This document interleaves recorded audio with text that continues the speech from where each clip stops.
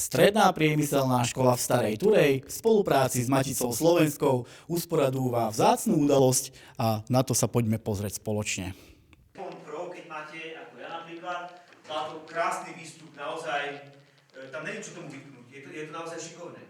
Ale predsa len vy, keď potrebujete rýchlo reagovať a potrebujete, aby tá kamera bola staticky vyrovnaná, dokážete si ju oprieť alebo v regionálke, alebo či robím svoj vlastný nejaký dokument, alebo tak. A podľa toho sa rozhodujem. Takže mám niečo, čo chcem povedať. Áno, momentálne dáme si príklad, že táto reportáž je o tom, že nám nejde počítač a internet. Áno? Úlohou toho mňa ako redaktora, pre mňa je zaujímavé teda, že kto má na starosti, to je prvá taká otázka, áno, takže musím pri tom rozmýšľať. Takže nejde nám počítač a internet a o tom mám urobiť reportáž, lebo také je zadanie. Ten telefón zoberie to, čo zoberie tá kamera, áno, ale efekt je iný, keď tam príde reportér, ktorý má iPhone, a iný, keď tam má skutočne kameru, to je ad jedna. Reálnej televízie, v ktorej sa točia veľké peniaze, áno. Dobre, možno na regionálku by vám stačilo nahrávať to na YouTube z telefónu a z YouTube to dať potom akože do obrazovky, normálne do televízie regionálky, dá sa to. Okrem toho, ako to má 3 objektívy, tak ja môžem byť zameraný napríklad na teba, áno, a keď mám celok. A keď dám detail, tak zrazu, jak sa pretne šošovka, tak mi ujde zo záberu tam, ja už musím posunúť, áno. Toto vám normálna kamera ako keby nespraví, hej. Normálna kamera si drží, alebo to vaše zaramovanie drží. No. A je tam x takých vecí, že prečo je lepšie ako profesionál, keď sa chce tomu naozaj venovať, mať profesionálnu techniku. Aj, hovorím, jedna z tých dôležitých vecí, ktorú je to dôležité, aj keď si povieme, že není, ale je to efekt. Áno?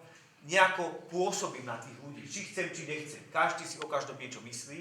To kontrolujete a je úplne prirodzené sa pýtať. Môžete sa stretnúť s rôznymi situáciami, že ten človek začne, áno, to nemá s vami nič spoločné. To je jeho problém. Áno? A zase na vás je, či si to zoberiete a urazíte sa. Áno? Preto je dôležité, ako som spomínal, poznať samého seba. Hlavne, oni ste fandia, že točíte zrovna ich, ako, hej, to je také zaujímavé. No, ale presne, sníma ma kamera, vidím, že kamera, no sa otočím. Nič. Hej, keď už teda nemôžem ísť niekam. Aké triedy a koľko ľudí sa účastnilo na dnešnej prednáške? Na dnešnej prednáške sa účastnilo 17 ľudí, ale to musíme vymazať toto. Ja som úplne zabudla, čo chcem povedať. Vymazávaš, samozrejme, akože stopneme si to. Koľko tried a študentov sa zúčastnilo na dnešnej prednáške? Na dnešnej prednáške sa zúčastnilo 17 žiakov a triedy 1. GS a 2. GN. A čo učiteľský zbor?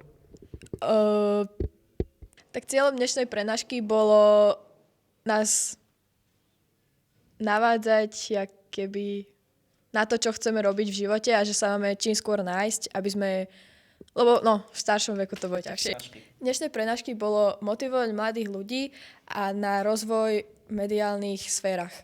Čo ste si mysleli o dnešnej prednáške? No, bola veľmi zaujímavá a naučili sme sa niečo nové.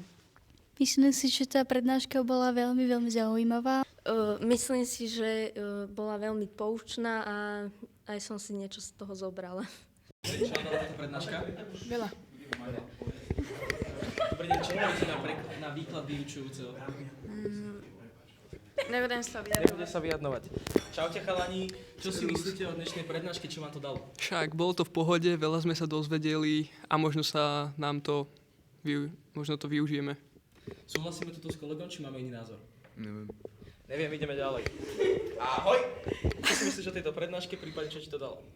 Dalo nám to poznať niečo o digitálnych médiách. Čo sa ti páčilo na tejto prednáške? Veľmi sa mi páčilo, ako je to všetko krásne povedané a veľa som sa z toho naučila. Podľa mňa aj všetci ostatní, možno z toho neviem, ale mne sa to osobne veľmi páčilo. Hlavne, ako ma všetko viedlo k tomu, aby som sa niečo naučila o vlastnom živote a ako vlastne ísť ďalej. Do budúcna by som chcela niečo také podobné. Chcem mať život, kde budem mať vlastne veľa šťastia a chcela by som fakt byť tou herečkou, pretože Ja bola herečka a ešte chcem si niečo z toho viacej zobrať.